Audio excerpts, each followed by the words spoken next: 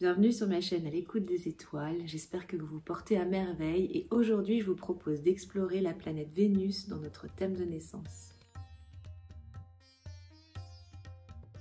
Vénus, que l'on connaît également sous le nom de l'étoile du Berger, fait partie des planètes les plus proches de la Terre. À l'œil nu, son aspect est celui d'une étoile, même s'il s'agit bien d'une planète. Contrairement aux étoiles qui émettent leur propre lumière, Vénus, elle, réfléchit celle du Soleil. Vénus brille si intensément lorsqu'elle est visible que c'est la première planète à apparaître lorsque le Soleil se couche ou au contraire la dernière à disparaître lorsque l'aube arrive. L'expression étoile du berger est très ancienne. Autrefois, les gardiens des troupeaux, qui vivaient au rythme des jours et des nuits, attendaient l'apparition de Vénus pour savoir que c'était le moment de rentrer à la bergerie. En mythologie, elle est connue comme la déesse de la beauté, de l'amour, de l'harmonie.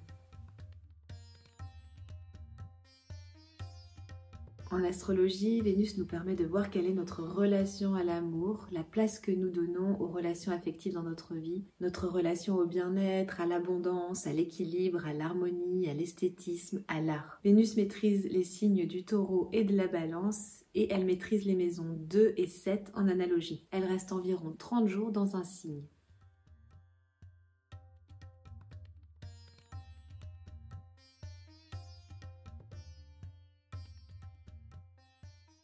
Et la place de Vénus en signe va nous permettre de comprendre notre façon d'aimer, notre façon de recevoir l'amour, de découvrir la fréquence d'amour qui nous correspond.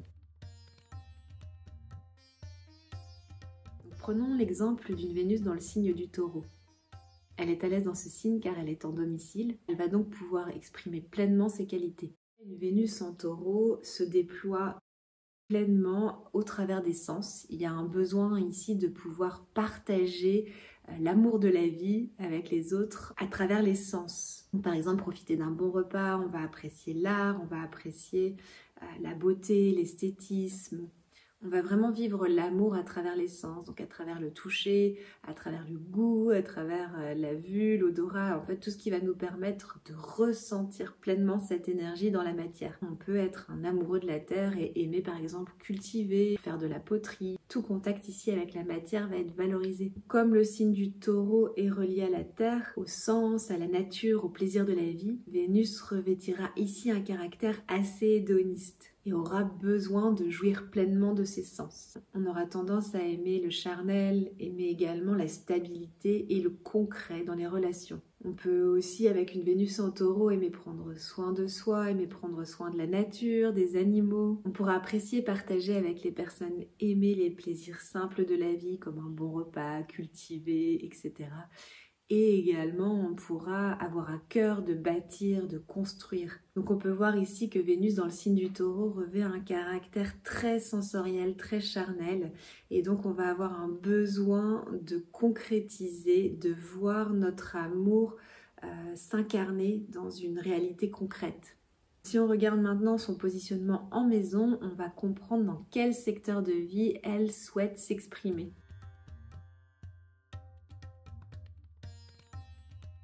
Donc si on prend l'exemple de Vénus en maison 2, donc là on vient complètement asseoir notre analyse de Vénus en Taureau puisque la maison 2 en analogie correspond au Taureau, donc elle est doublement chez elle, doublement en domicile.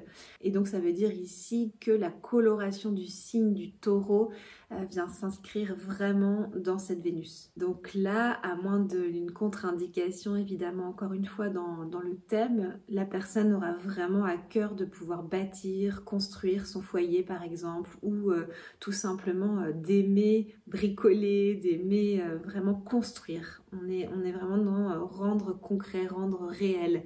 L'amour s'exprime par la manifestation, l'amour s'exprime dans le concret. Donc la personne sera normalement généreuse, elle aura à cœur de partager, de faire des cadeaux, de prouver son amour dans la matière. Donc la maison 2, c'est aussi une maison qui est en lien avec les possessions, avec l'argent, avec les gains, avec les dons, le fait de recevoir ou de donner.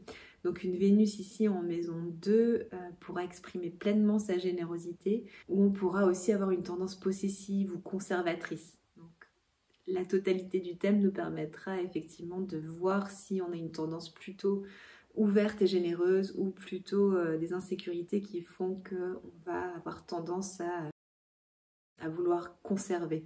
Pour affiner encore justement les subtilités de cette Vénus dans ce thème natal, on va regarder les aspects qu'elle reçoit des autres planètes.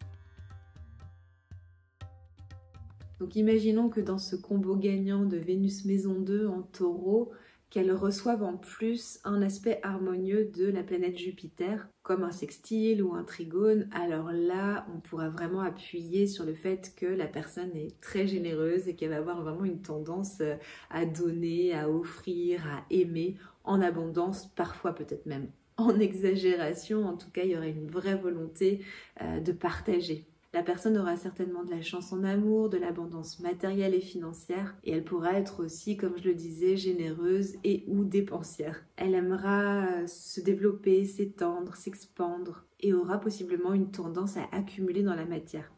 Elle aura très certainement beaucoup d'amour à donner et certainement une grande place pour l'accueillir et le recevoir. L'amour sera vécu ici principalement à travers la matière, à travers les sens, à travers l'expansion, la valorisation de soi. C'est passionnant de regarder à quel point nous sommes différents aussi en amour, comment nous sommes en mesure de l'accueillir, comment nous sommes en mesure de le partager, comment nous sommes en mesure de nous ouvrir à cette énergie.